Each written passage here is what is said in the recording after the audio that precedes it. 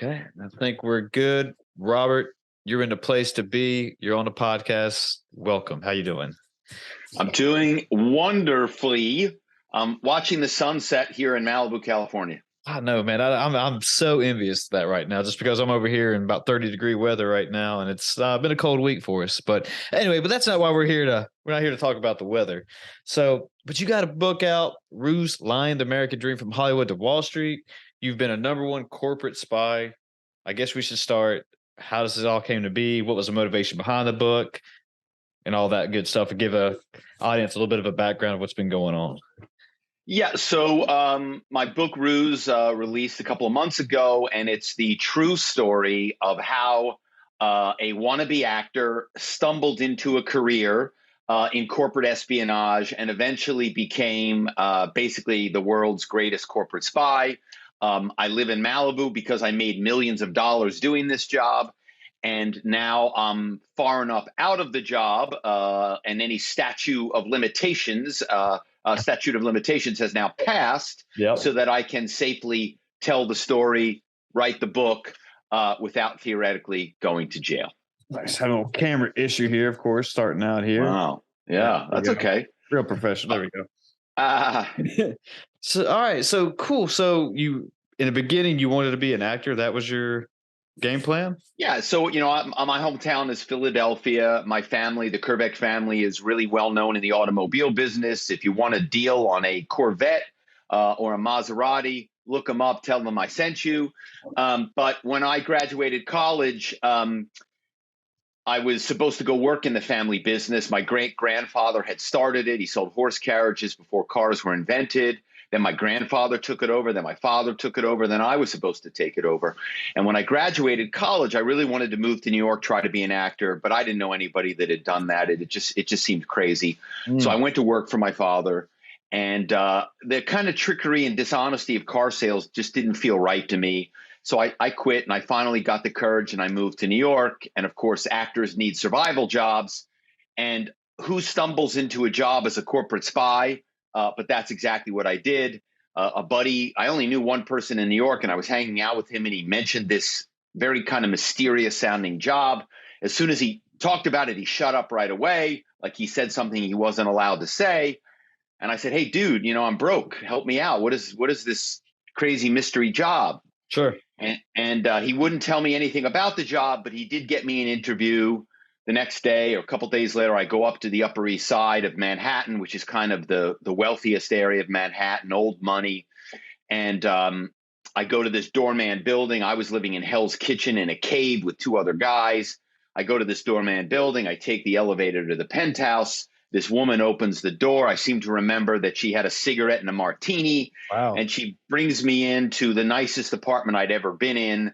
Looked like it was out of a magazine. So I knew whatever the woman was doing, it was lucrative. And she has this very strange interview with me. She never asks me anything about my skills. She certainly never tells me anything about the job, sends me on my way.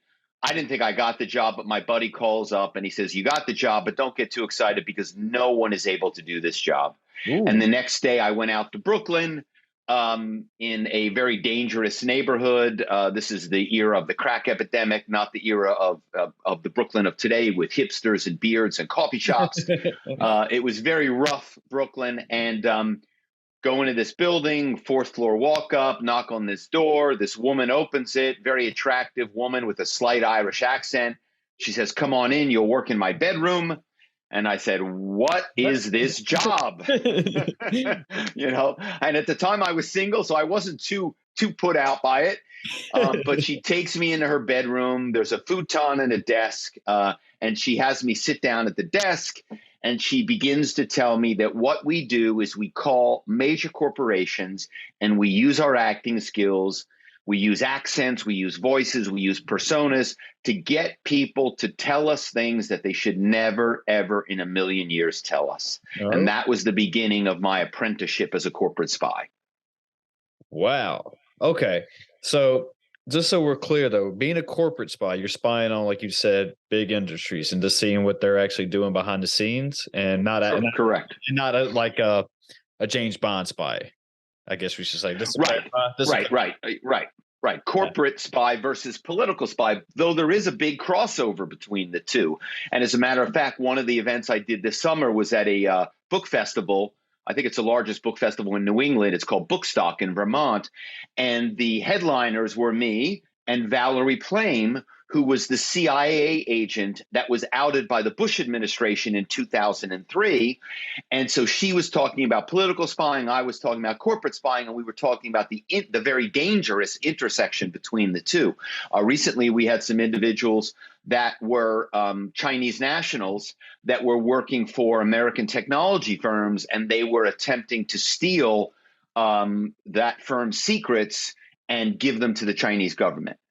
So you can imagine how dangerous that would be if we had nationals working at a defense firm, right? And so that kind of corporate spying and political spying, it's a very, very dangerous mix. All right. So, but going back a little bit into your story, though, you're sitting at the desk. You're saying you're going to have to start using your voices and change them all the time, and just use any kind of what is it called, manipulative tactics in order to get any kind of information you can. I mean, what's going on in your mind right then? Your first day walking in there, it's just like, whoa, shit, am I in over my head? Am I ready to go? Yeah. Are you confident? Well, I mean, what's up?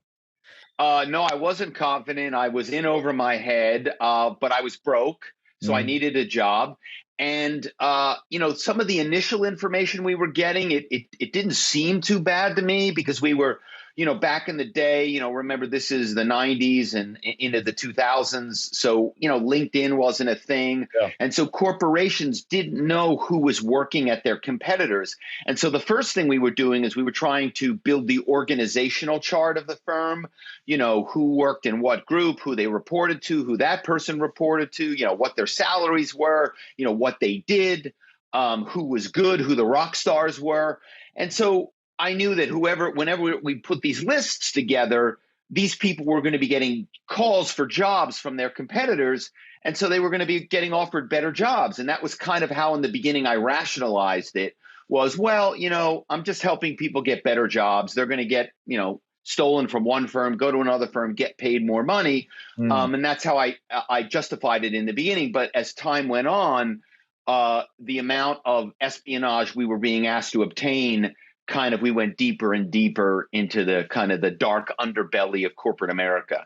Ooh. Well, how did you feel about that? Did you have any moral values or ethics in saying, hey, I'm going to be kind of in somewhat stealing information and giving it to others? Or was it just kind of like, hey, I'm broke, I don't care? Well, in the beginning, that was how I rationalized it. And, I was kind of going we were calling, for example, some of the companies we were calling were finance companies, Wall Street companies. So we were calling Goldman Sachs or Wells Fargo, and I'm like, well, boo-hoo for Goldman Sachs. You can make a pretty good argument that Goldman Sachs and Wall Street, caused the 2008 financial crash, sure. Right? And Wells Fargo, recently they had a thing where they were creating fake accounts, 30 accounts in different people's names and ruining their credit. And, so I'm like, well, I'm not going to feel too bad for these Wall Street firms. Yeah. And so that was kind of how I justified it. But in the book, I do reckon with the moral issues because I did, I'm not proud of the job. It is a hell of a crazy, fun story. But in the book, I do reckon with that. Yeah. I mean, depending on your not your demographics, but the environment you grow up in and stuff like that, you don't really know or how you're raised, because I've always thought about, how would you handle situations like that? Would you steal if you needed to feed your family, or, would you steal just because you want to? And there's just I forgot what you call it, what some people have, but they just and I don't want to say it's stealing, but it almost is in a sense, I guess. But I just wonder how people kind of reconcile that with their head, just that, hey, I'm doing this for this justification reason right here, or is this something I just get a high off doing? Right. But I mean, it's a great question. And it was something that I always struggled with. And for the longest time, we were getting $8 an hour, which of course seems pretty hysterical now that here we are doing this corporate spying. Now, granted, this was some time ago, but even when we started to make more, we were $9 an hour, $11 an hour. For a long time, we really weren't doing this job to get rich. Sure. We were just doing it. It was a survival job because we were going to be famous actors. And I was working a lot as an actor. I, did basically lead roles in every major show in the 90s and early 2000s, ER, Star Trek, Melrose Place, NYPD Blue, Chicago Hope. I did all of these shows, and it was just a matter of time before I didn't need the RUSE job anymore. I was going to quit the RUSE job. And at a certain point, I booked a number of pilots, and those pilots didn't get picked up to go to a TV series. And then all of a sudden I was kind of, my career just kind of waned all of a sudden. And that was the moment where I kind of crossed over to the dark side, and I went very heavy into the spying, and eventually went from making $8 an hour to making $2 million a year. Wow. Doing corporate spying. So, you go in there not really knowing anything about being a corporate spy and the tactics and like how to do it. But you got your acting background. That seems like that's kind of something you could fall onto, but something that you went right to as far as a voice in order to start calling these companies up and getting information? Or was it something that you would kind of, when you were not working, like research on your own? It's like, maybe if I use this type of voice, or maybe if I act like I'm this type of person, I would get better stuff. I mean, was this? Yeah. I mean, in the beginning, I was terrible at the job. There were two women that trained me, and in the beginning, the woman, so it was a firm owned by a woman, which was very unusual then, especially with Wall Street companies. And she only hired women because she felt that women made better spies. And in the beginning, the women were far more successful at the job because they would pretend to be assistants. They would pretend to be receptionists. Back in the day, most assistants and receptionists were female. And so they would call up and they would basically say, I'm calling and my boss is yelling at me and he's horrible. And sometimes they would even start crying on the phone. And they would say, well, I need this or I need that. And I would expect the assistant on the other end of the line to go, I can't give you that. But instead, they would feel sorry for the woman, the spy, and they go, oh my gosh, don't cry. It's going to be okay. My boss is terrible too. What do you need? How can I help you? Right. And of course, being a guy, we didn't really have the option then, again, because most of the receptionists and assistants weren't men.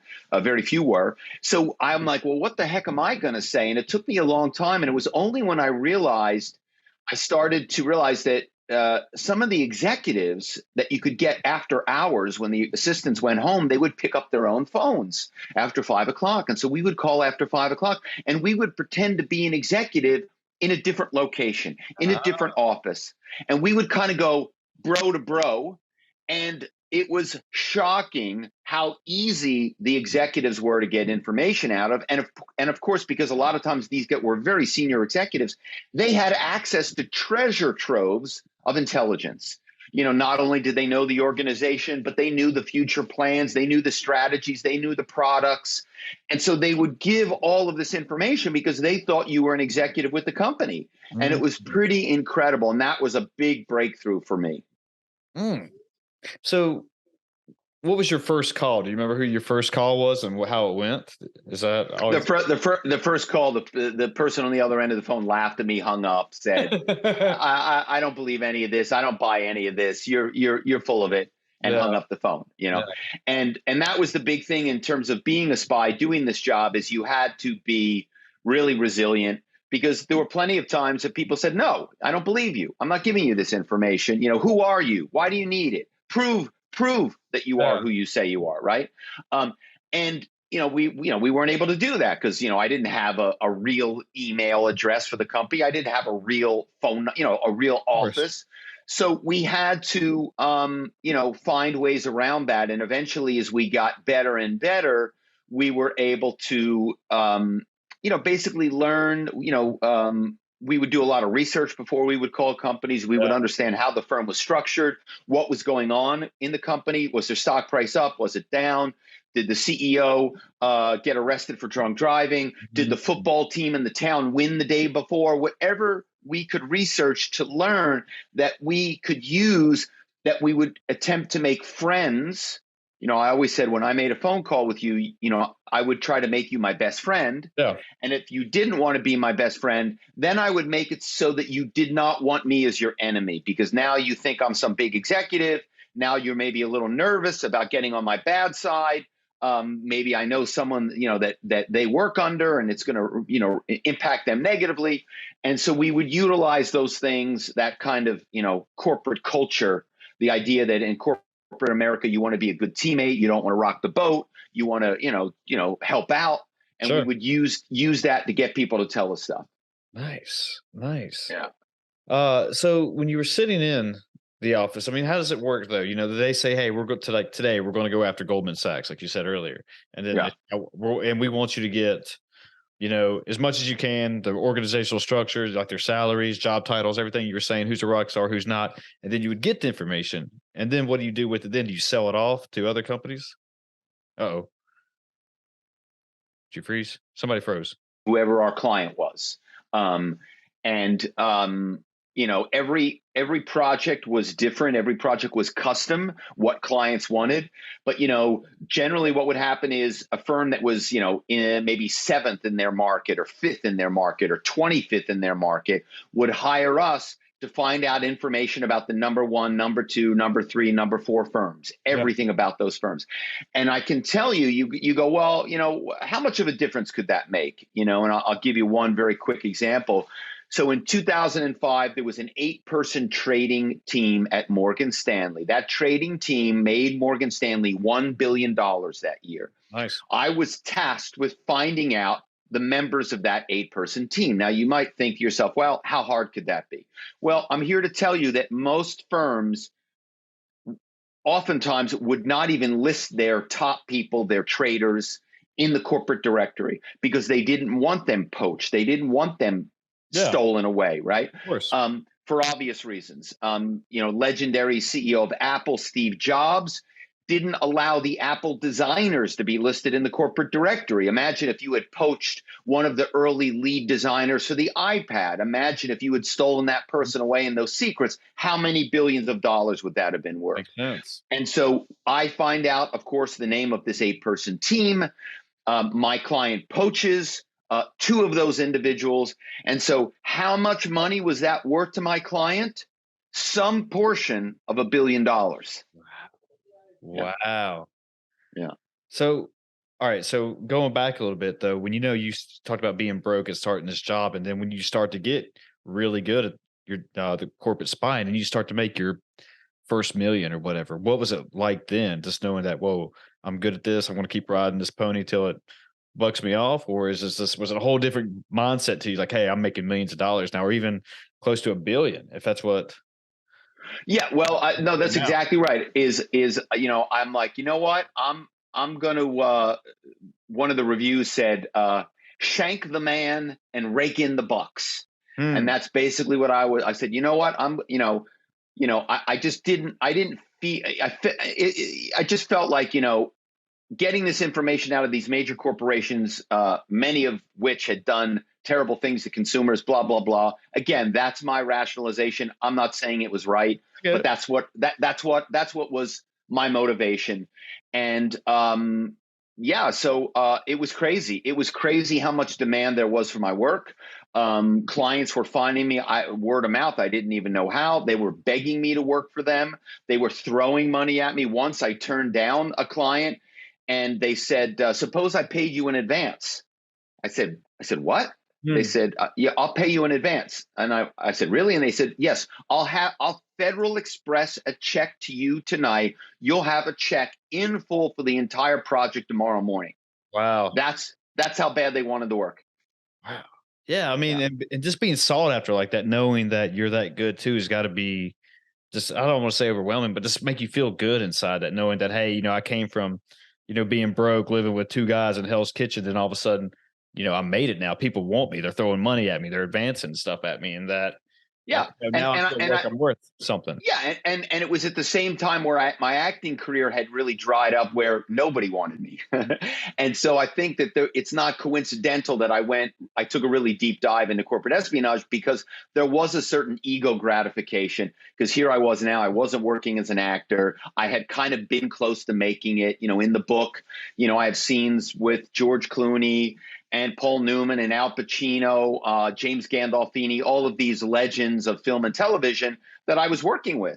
I was acting with, so I was very close. And then when it didn't happen, I think there was a part of me that was harboring a little resentment and was like, you know what, I'm going to get my piece of the pie. I'm not going to get it in acting, unfortunately, but I'm going to take my revenge on corporate America. Looking at it now and talking about acting and everything, how do you think your life would have changed if you would made it into acting and went really big and not into corporate spying? Do you think you would have regretted it, or do you think that you would it'd been more value to yourself, I guess is what I'm trying to say. I don't. What do you think? Look, I mean, I think if I were an actor that was working all of the time, that would be a wonderful, exciting life. Yeah. But anybody that knows anything about any art form, whether it's acting, whether it's writing, whether it's podcasting, Sure. Anybody knows it's pretty difficult to make money in art, right? I agree. Right. And even if you make art, like I made a living as an actor for 10 years. I have a pension from the Screen Actors Guild, right? So, I'm kind of like, I always describe myself, you think of Major League Baseball and, there are 25 guys on the team. I was like number 24 guy on the team. Like, you know what I mean? I was like the utility guy. You didn't really see him play that much, but every once in a while he played shortstop or he came up to pinch hit or pinch run. Like that's guy. I was in the majors, but you didn't really, I wasn't a household name. You didn't even know sometimes I was on the team. But it's difficult. And so, and also, acting, the life of an actor is hard because every time a job ends, you're unemployed. Exactly. You're unemployed. And, it takes a toll on you psychologically because you're always got to hustle to get another job. Now, there are special actors, rare actors that are always going from job to job to job. But even someone like Al Pacino had periods where nobody wanted to hire him, believe it or not. Believe it or not. People thought Al Pacino was done, believe it or not. So, even the best of artists struggle. And so it makes it a very difficult career and a difficult life. Yeah. I've read that before or heard it on a podcast, not read it, but somebody was talking about how, once you finish up a set or a movie, TV show, whatever you're doing, you're unemployed again. And that never occurred to me that what that's like, again, going back over and trying to audition for new roles and what's that like the toll it takes on the mind and body, just like, oh man, and not being a Al Pacino and getting whatever role you want to, just as long as you walk into the door, and just that. Yeah. Wow. You're always looking for work every so few months or whatever it is. Yeah. And you have people that, they were regulars on TV series that people know. They did a TV series. It ran for 7 years. It was a hit. Then they never get another job again, believe it or not. Then they never work again. And, so it's a very tough business. Certainly if you want to, pay a mortgage, certainly if you want to raise children and send them to college. And that was part of it too. We bought a house, we started a family, I got married. And I was like, wow, I'm never going to be able to buy a house or pay for my kids' college, depending on acting. Sure. And then, like I said, that all this money was pouring in from corporate spying. And I was like, I'm taking it, Yeah, I mean, when you're making that much money and, knowing that, your social necessities and family necessities are being paid for, then plus you have a little bit left over to, if you want to go have some, Robert, whatever stuff to buy for. Yeah. Yeah. Your living life is good, I would think. Yeah. But speaking of, art form though, knowing that what you were doing, like changing your voice and going in as like changing your mindset to be a certain executive or whatever it was to gain information, that's almost a typical or type of art form, I would say right there. Right. Yeah. I mean, for sure. I had different accents that I would use. The one that really worked incredibly, all the spies, there were about 4 or 5 of us. We each had an accent that was kind of our go-to accent. Sure. One woman, it was Irish. But for me, this is Gerhard calling from the office in Frankfurt, Germany. We have the European Union regulators here and we need some help from the States. Right. Nice. And right. So the person on the other end of the phone, they're in the Chicago office, LA office, Charlotte office, New York office. And they're like, oh my God, we got Gerhard calling from our office in Germany. Hey buddy, how's it going? What do you need? How can I help you? Yeah. Right. Because corporations, you think about corporations today, they have offices all over the world, right? Tokyo, London, Dublin, Frankfurt, Berlin, Paris, Buenos Aires, everywhere. And so, you could be from one office And you could call and people were like, oh, wow, he's with us. He's in trouble. He has a crisis. He has some emergency. How can we help Gerhardt? And it was amazing to me. Sometimes the crazier the ruse, hence the title of my book, the crazier the ruse, the more believable it became. Do you know how many times people said 9 to Gerhardt? Never. That's awesome. They always wanted to help him. Yeah, you gotta help out Gerhardt, man. Gotta help him out. Yeah, that's awesome. So I guess the next question that I have, how long did you do this for? I forgot if you already said it. Yeah, it was like, from like, the 90s into the aughts. So, I don't know the exact number of days or years, but, it was, I started it and then, like I said, for a long time, it was just survival. And then there was like a 5-year period or so where it was really heavy, full on corporate spying. Sure. So, yeah, I guess what I'm wondering is that doing it in the 90s, and I'm assuming, I know nothing about this area, and I assume that what happened, there's corporate spies spying on each other, trying to sell patents and stuff like that. But, doing it when you did it, and then like doing it in 2022, almost 2023. Yeah. How much difference is there in the game right now? Is it almost impossible to do with all the technology, or is it a little bit easier with technology, or what? Well, that's a great question. And the answer is yes, it's easier. And corporate spying is alive and well. I mean, one of the things about writing the book that shocked me was, so I write this book, I out myself as a corporate spy. I cannot tell you how many corporations emailed me after reading the book saying, we want to hire you to spy for us. And I said, you do realize I've outed myself. Like, I put a target on my back. I cannot go and spy now. Yeah. The first person that the FBI is, or, the Securities and Exchange Commission, whatever, the U.S. Marshals, the first person they're going to look at is me now, because I'm sort of somewhat of a public figure now in terms of corporate spying. But corporate spying is alive and well. Corporations are desperate to find out information on their rivals. And even though a lot of the spying is done with technology, the ruse phone call or the social engineering phone call, it is still a vital part of corporate spying, because if you get someone on the phone, right? If you get someone on the phone, you're using, obviously, you're not calling from your own phone number. You're using different ways that, we don't really have to get into now, but ways to mask your number, have your number show up as a different number, as a different name. You can have your number show up as a number within the corporation. It's called call spoofing. So you do all of these things. So your phone looks like it's legit.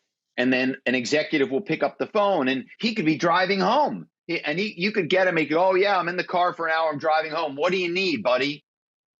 And so in a weird sort of way, it's untraceable, right? Or it's very difficult to trace. And so it's a really effective way, human to human. It still is extremely viable in 2022, that kind of spying. Mm. And when you were writing the book, and you said you outed yourself, did that make you feel, I don't know what the word I'm looking for is, but like, almost very vulnerable, I guess, at the time, like, saying, hey, I'm putting it all out here on the table. Yeah. Like you said, I won't have a target on my back. Is this going to be worrisome for me and my family? Is this something do I really want to do this right now, or what? I mean, what were your thoughts behind that? Well, I knew the statute of limitations had expired, so I was pretty confident that legally the authorities weren't going to come after me, which in the book they do come after me. And I don't want to spoil that for any potential readers out there, but I had every agency in the world, in America, hunting for me, and some that were international as well. And I'm very fortunate and lucky that I escaped by the skin of my teeth. And I did not get caught, but it was really very, very close and dangerous. But yeah, I was a little bit nervous. I think I was more nervous about people that knew me. What were they going to think about me? Because here I am spending my days, lying and deceiving people. And I like to think that I'm a half decent person, maybe slightly better than half decent.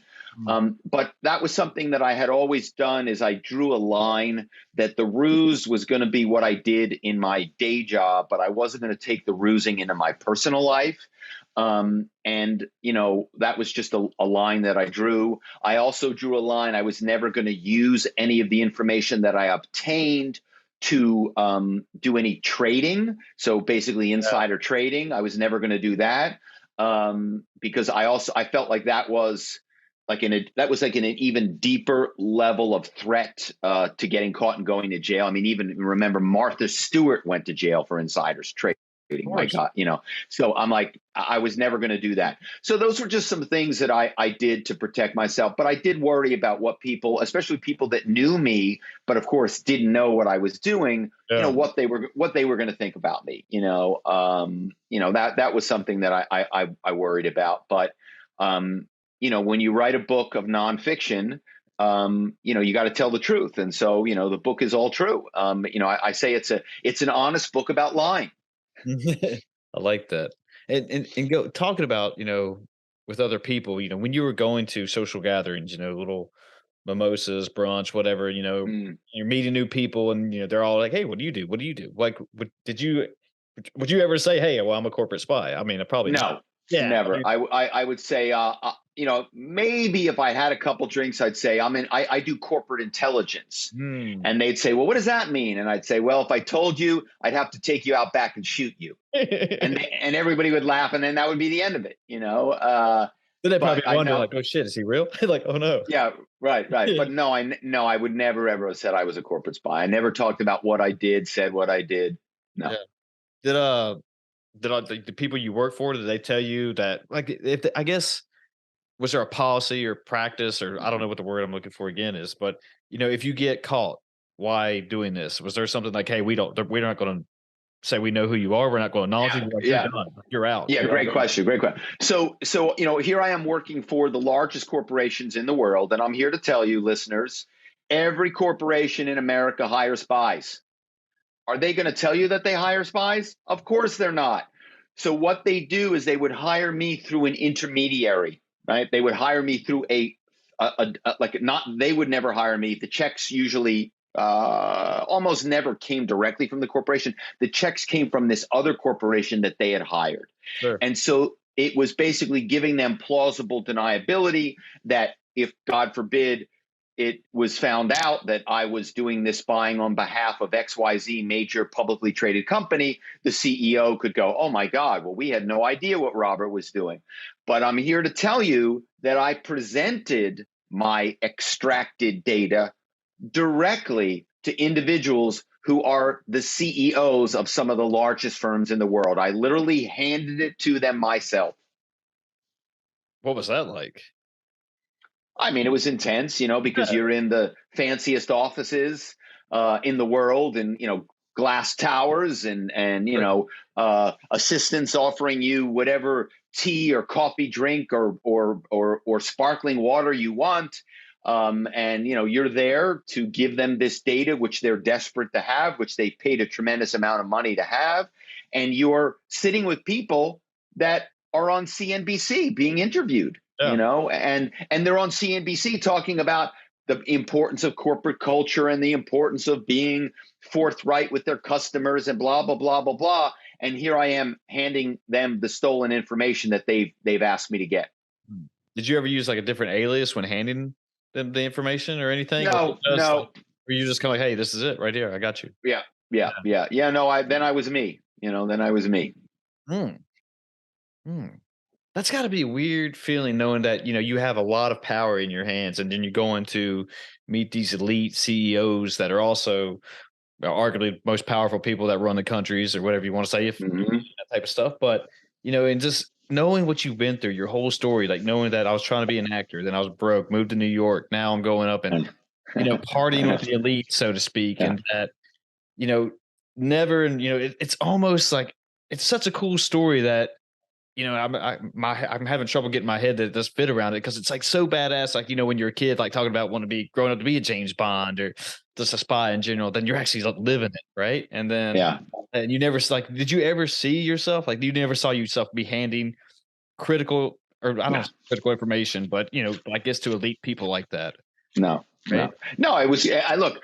The first couple times I went into these buildings, in New York, and basically, you've got to be screened by security. and you Yeah. have to get a badge, and then you got to go up to the top floor, and then when the top floor opens, there's someone there to greet you, and then they take you into a fancy waiting room, and you sit in the fancy waiting room. Then they bring you into the fancy executive's office, and and all of a sudden you're sitting with this person that is making tens of millions of dollars a year, maybe hundreds of millions of dollars a year with stock options, and you're there to give them information on their biggest rivals because they're trying in the very cutthroat worlds of technology and Wall Street and pharmaceuticals and industrial firms.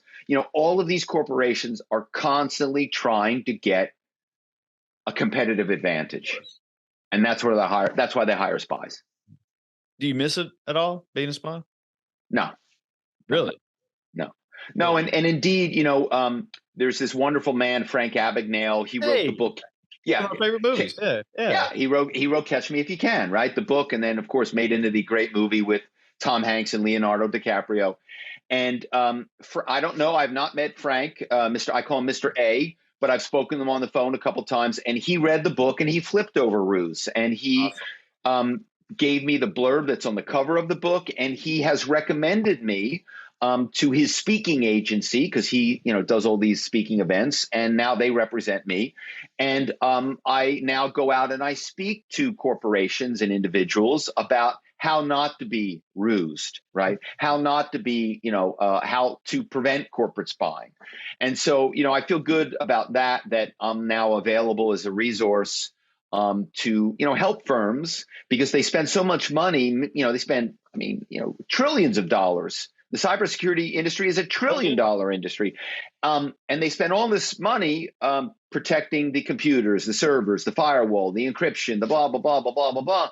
And yet they spend very little money training employees on the type of techniques that, I was using and spies use to trick people to say things and tell them things that they shouldn't use, including getting people to give them passwords, getting people to go onto the servers for them, tell them how the servers are set up, explain to them the architecture, all of these things that spies can use then to hack into systems and cause issues, and in some cases even ask for ransomware. Yeah. People probably won't like me saying this, but when getting a good review, like you said, from Frank Abagnale, like I would personally think that's kind of pretty badass, just because of his story and his background, and I know he broke the law, and he did counterfeit checks and all that stuff. But just I remember watching that movie the very first time when I was little, and just thought how cool that was to be a different person, and be a pilot, be a doctor, be a lawyer, and actually passing. Like I think he actually said he took the bar. I don't know how much of that movie's true, but but just doing that kind of stuff, and not really manipulating people, but putting yourself in those type of positions is wow. Yeah. So having that's so badass to me. Just having. I know. No, it blew me away. It blew me away. Like when you told me, when the book was finished, one of the things that your publisher does is they look for people to give you advanced blurbs. And of course, you're looking for someone that's written a similar book, like a similar, con deception book. And of course, Frank Abagnale is like the holy grail. But I never imagined that he would read the book, let alone give me this, beautiful blurb on the cover. Sure. And because Frank Abagnale gave me this beautiful blurb on the cover, Hollywood's ears, of course, pricked up. And they were like, well, wait a second. What's this book that Frank Abagnale likes? And because of that, RUSE is in development for a TV series. Yeah, that's what I wanted to ask you about. It seems like it's starting to come a little bit back full circle that, oh, hey, like, are you going to do any parts into the series? No. Are you just going to be kind of like, hey, kind of giving recommendations and what? Well, I mean, it was funny that there was a big production company behind RUSE, and then they have this role, like it's called the showrunner. And the showrunner is basically the CEO of the TV series. And this is someone who can write, they can direct, they can produce, like they understand how to do all of the things to make a TV series happen. It's a, huge, you think about all the moving parts, the sets, the costumes, the sound, the music, the actors, the writing, it's, So the showrunner at one point said to me, because obviously I'm too old to play myself as a young man, But my father's a big part of the book, and indeed, he's kind of the heart of the book. And at one point, there was a suggestion, well, what about you playing your father in the show? And that really was touching. And I was like, wow, that would be really cool and really wonderful. But I still think that I'd rather see some really great, well-known actor in the part rather than me. But if they can't find anybody, I'll be the backup. Who do you have a top 3 that you would want to see play you? Well, I don't know like 25-year-old actors as well. I know, I mean, in my fantasy world, I know he would never do it because he's just too darn famous. But, having Leonardo DiCaprio play my father, that would be pretty cool. That would be pretty cool. So that's my fantasy. And like I said, I got my fantasy person to blurb the book, Frank Abagnale. Maybe I'll get my fantasy actor to play my father in the TV show. Who knows? Yeah.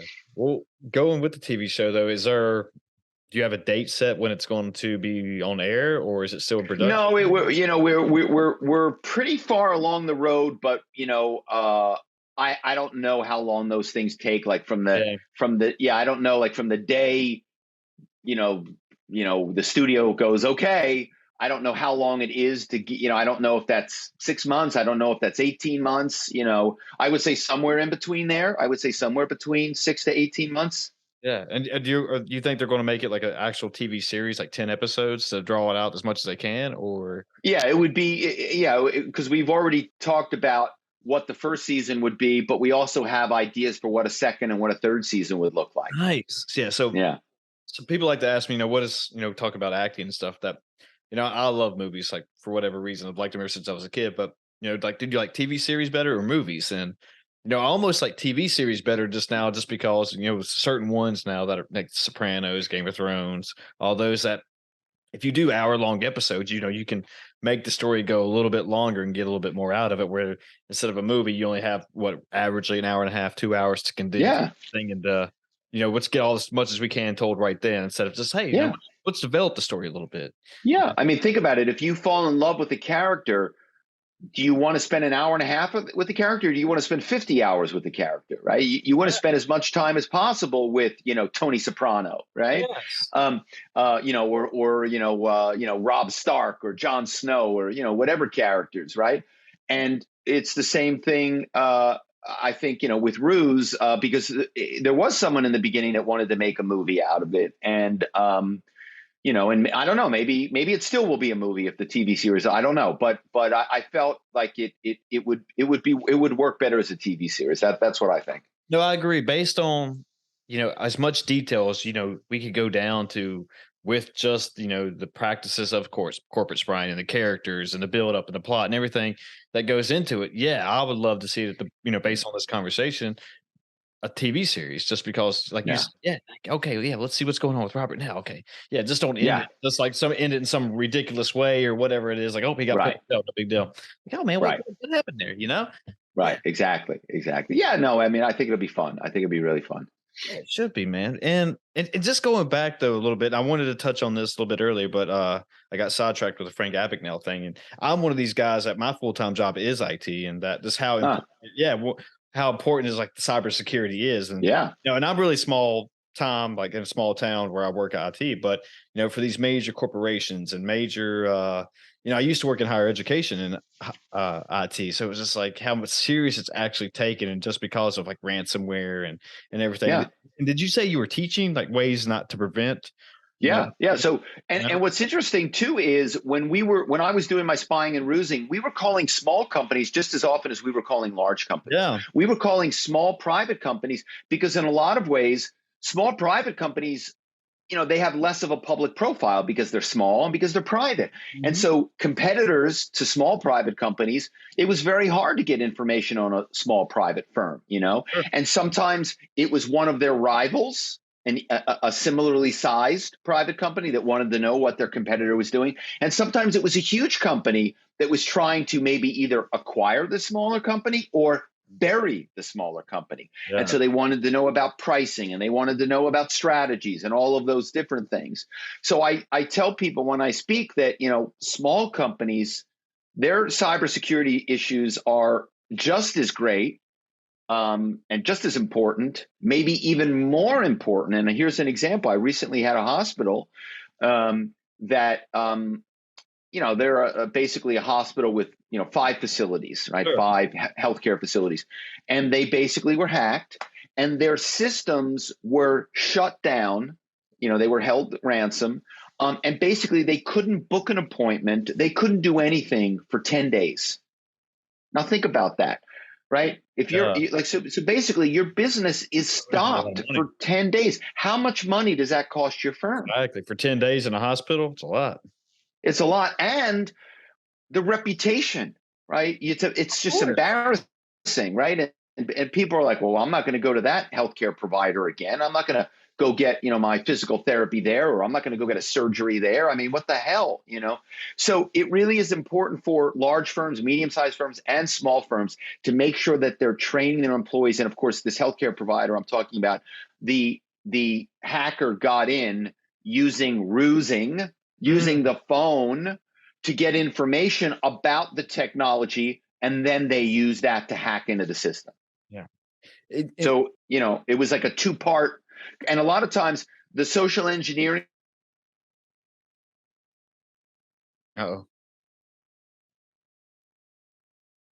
Needs certain information that they can only get by talking to people that are inside the company. But once they have that information, then they can use that to hack in. Of course.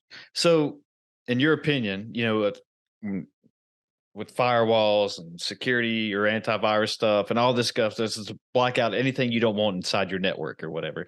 Is that the weakest link? Is this to finally get somebody on the phone and you could catch them when they're having a bad day or something and let them spill the beans? And like you said, they start to tell you, oh, this is how it works. Oh, this is who is in charge of this. Oh, this is how we have it set up. Right. That's right. Yeah. The human being is always the weakest link in cybersecurity. I don't doubt it. I don't doubt it. Because I'm just in randomly having conversations with people and I don't know, just like I said, catching them on certain days or, it's one of those things where just, oh, fuck this job, and just so upset about everything. And they're just like, and they start telling you stuff. It's like, well, I don't know if you should be telling me this, bro.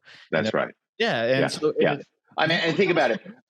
New employees, very vulnerable to spies. Yeah. Junior employees, very vulnerable to spies, right? And then as we discussed earlier, big executives in some situations, not often with a small firm, but with a big firm, I could call, as the head of compliance in Europe, and I could get the head of IT on the phone in the States, but he is so comfortable that I'm the head of compliance in Europe. So when I start asking him questions, and I'm like, look, I'm in compliance, so I don't really know IT, and I got my German accent going on. He's like, oh, well, don't worry about it, Manfred, Hans, whatever the real name is, because now I'm impersonating a real person. So right. He probably knows Hans, the head of compliance in Europe. He knows the name, but he's most likely never spoken to him, maybe once. But, over the phone, so all of a sudden now he believes I am who I say I am. He knows that I won't know technology the way he does. And so he's willing to explain to me, well, Hans, let me explain how our system here works. It might be a little different for you guys over there in Europe, but in the States, blah, blah, blah, blah, blah, blah, blah, da, da, da, da, da, da, da. Oh, really? And now he's basically giving me all this information that I can either use if I'm a hacker or I can sell to hackers. Is that kind of one of the things that most people want to do is sell to hackers rather than just use it? I think most of the big ransomware firms, they have people that are part of their operation. And remember, you're talking about small groups of people, right? Sure.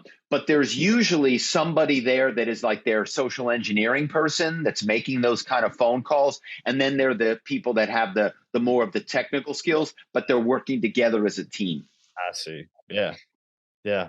Oh, man. It's wild to think that, I guess there's me being kind of green with all this stuff that you don't really think this can really happen, but it really can't happen. I know, and there's certain surrounding counties where I lived at where, I'm in a very rural area here in Virginia, like I told you earlier, and that you wouldn't think, people would, prey on you, so to speak. And then they do, right. And they find people who they get into they take over the network and won't give it back. And, unless you pay us, I forgot how much X amount of money it is. 10,000, 50,000, 100,000, 250,000, a million, 10 million, whatever the size. They know what you can. They know what's going to hurt, but you're going to be willing to pay. Yeah. Yeah. They know. Yeah. Yeah. I don't know if I should. I don't even know if I should. I guess I could say this. I ain't gonna say too many specifics, but we've getting ransomware threats through our work emails and stuff at work where they're saying, hey, unless you pay us 1.7 Bitcoin right now, we're going to release all the video footage we have of you watching porn and how he took over your computer and all this stuff like that. Right. So, yeah, right. it is a while. Like you talked about the dark underbelly world earlier. Yeah, just I've not even seen the surface of it all or scratched the surface. So it's just like, wow, how far does this rabbit hole go? And how deep dark can we get in this world? So well, you want to know how you want to know how deep it gets? It gets pretty deep. I don't doubt it. So here's an example. It does not happen. It's not come out kind of publicly yet, but it's only a matter of time where we learn an example of a ransomware attack being perpetrated by a rival to a corporation. Think about that. You got it? So in other words, I'm XYZ big company, and I want to get my rival. Well, you know what I'm going to do? I'm going to shut their system down. I'm going to hire these ransomware people. I'm going to hire these people that are going to attack, and they're going to shut that company down. They're going to damage that company, and they're going to damage that company, the hospital, the scenario I said earlier. Well, all of a sudden, guess where everybody's coming now? My hospital. Yes. They're coming to me because my systems are working great, right? And it's only a matter of time before all of a sudden we're going to find out where that firm that authorized it gets caught, and that's going to be a movie too, where it's going to be like, oh my God, like you're the big. It wasn't a team in Russia doing it or a team in China doing it. It was your biggest rival. Exactly. That you know what I mean? Yeah. Right here. That's going to be crazy. Because I know it's already happened. Keep your friends close, but your enemies closer, right? Is that exactly? Yeah, exactly. Robert, I want to be respectful. Robert, I want to be respectful for your time. I appreciate you being here. This was awesome. If people want to, but if you want to plug your book or people want to tell people where they can find it and all that good stuff, tell them that. Yeah, please. I mean, I the easiest thing is just go to my website. It's my name, www.robertkerbeck, KERBECK.com. You can buy RUSE from my website. You can buy my previous book, Malibu Burning, from my website. You can see the trailer for RUSE, so you can get an idea of what the TV series might be like. And so it's just fun. It's really fun. And you could also email me directly from the site. So I always tell listeners, reach out. If you have a question about spying, if your listeners are looking for a new career and they want to pivot to a career in corporate spy, I can hook them up. Might have to take you up on that one, right? This sounds cool, man. Well, thanks for being this, man. This was awesome. I appreciate you being here. This was very interesting, man. This was very stimulating. Well, thanks for having me, Chris. Well, anything else, or are you good, or anything else you need to plug? No, it's great. Yeah, that's great. All right. Well, we're out of here, folks. We'll see you later. Bye.